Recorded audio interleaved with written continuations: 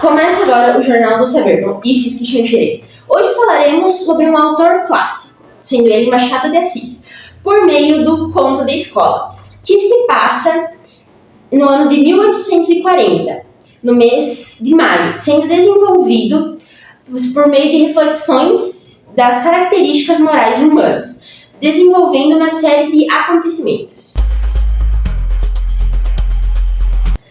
De forma geral, o narrador é abordado pelo seu colega, que oferece uma moeda como forma de pagamento para ele lhe ensinar o conteúdo abordado, o que é exposto por um outro colega.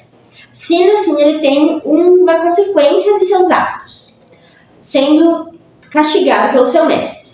Karina, como você sendo uma grande fã desse autor, poderia nos contar mais sobre ele? Sim, Machado de Assis foi um dos grandes escritores brasileiros. Nasceu na cidade do Rio de Janeiro em 1839. Aos 15 anos de idade, ele já sabia falar francês e foi aprendiz de tipógrafo e revisor. As suas obras escreveu sobre ironia, crítica social. Um de seus objetivos também era, sobretudo, as classes dominantes. Um dos seus livros mais conhecidos é Brás Cubas e também Dom Casmurro. Graças a essas suas ricas informações, nós podemos conhecer mais sobre o autor. Você poderia também nos falar sobre a mensagem da obra Conto da Escola? Sim, a mensagem da obra do Conto de Escola é uma crítica social, no qual ele fala sobre a corrupção e a delação que estão presentes conosco desde o nosso tempo de escola e infância. Muito obrigado pela sua atenção e as diversas informações compartilhadas. Quantas quiser. Descreva a estrutura da obra e os personagens. A estrutura da obra segue a narrativa clássica, com introdução, desenvolvimento e conclusão, mas também apresenta elementos típicos do realismo e do humor de Machado de Assis. Um conto geralmente segue a estrutura básica que inclui introdução. Nesta parte, o conto apresenta os personagens principais, o cenário, a situação inicial que desencadeou os eventos históricos, que são, no caso do conto de escola, a escola na Rua Costa, no ano de 1840, numa segunda-feira do mês de maio. O desenvolvimento. Aqui é onde os tramas se desenrolam. Os personagens enfrentam desafios, tomam decisões e a história se desenvolve. O conto vai tratar da história de Pilar, Raimundo, Policarpo e Curvelo. Pilar é personagem e também isso se inclui nessa história, ao qual Raimundo, filho do mestre, que se chama Policarpo, paga a Pilar para que ele explicasse um ponto da lição de sintaxe. Mas Curvelo vê a troca da moeda pelo resumo do conteúdo, pela explicação dele, entre Pilar e Raimundo. Terceiro, a conclusão. O desfecho da história, onde os conflitos são resolvidos ou deixados em aberto, e as consequências das ações dos personagens são reveladas. Curvelo contra o mestre, um x9, e os dois levam a palmatória, que era uma das punições que podiam ser ocorridas na época, hoje em dia é proibido. A moeda, ele entrega a moeda então para o professor e o professor a lança na rua. O texto acaba com Pilar seguindo a companhia do batalhão de fuzileiros com os tambores rufanos e não vai para a escola no dia seguinte. A estrutura básica, essa é uma estrutura básica de muitos contos. Podem variar ou submeter esses elementos de acordo com a criatividade do autor. A narrativa de Machado de Assis é contada de maneira clara e criativa. Ele utiliza uma estrutura simples para explorar temas complexos, como a relação entre mestres e alunos e as dificuldades da educação em um contexto social desfavorecido e as nuances da amizade infantil da época. Agradecemos pela colaboração. Falamos agora com Pedro Martins Madalena sobre recomendações para a obra. A obra é agradável? Sim, ela é bem agradável de ler nos momentos atuais, só tem umas palavras que é difícil a compreensão delas. Ela foi bem organizada? Sim, tanto que, na minha opinião, acho que ela foi uma das melhores contos que o Machado de Assis escreveu.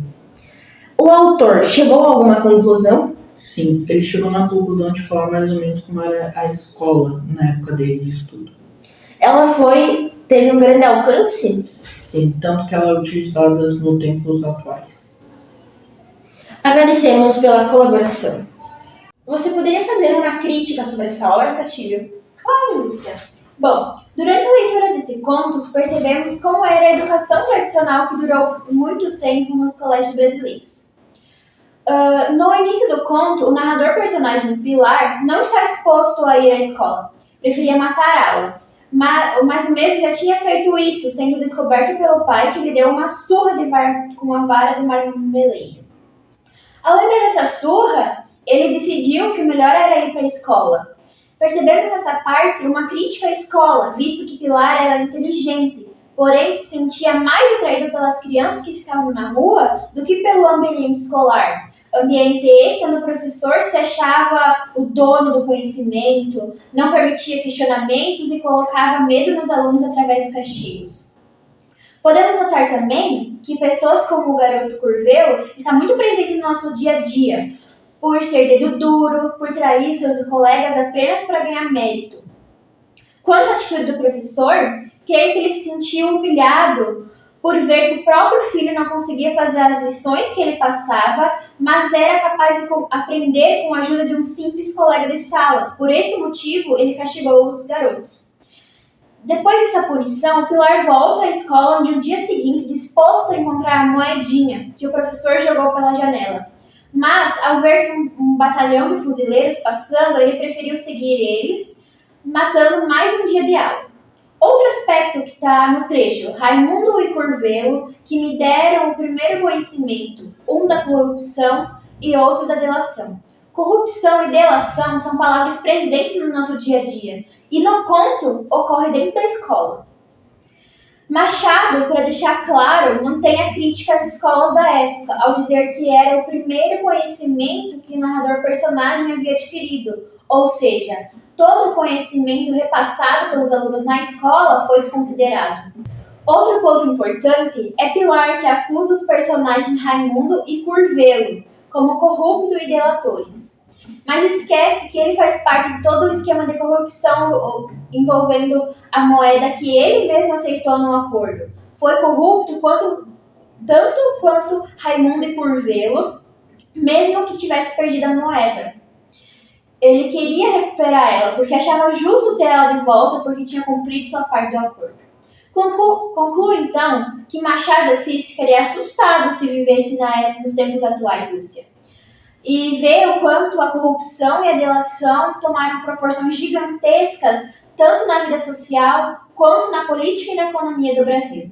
Obrigada pela oportunidade. Nós agradecemos pela sua crítica e pela forma como você demonstrou e associou com os temas da atualidade.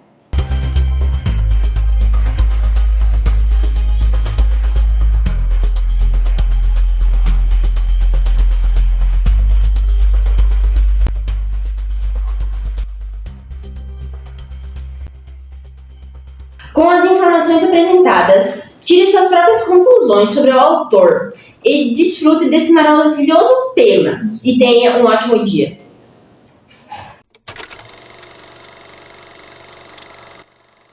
Delay no vídeo. É que eu consigo ficar desesperado. Deus tá amado!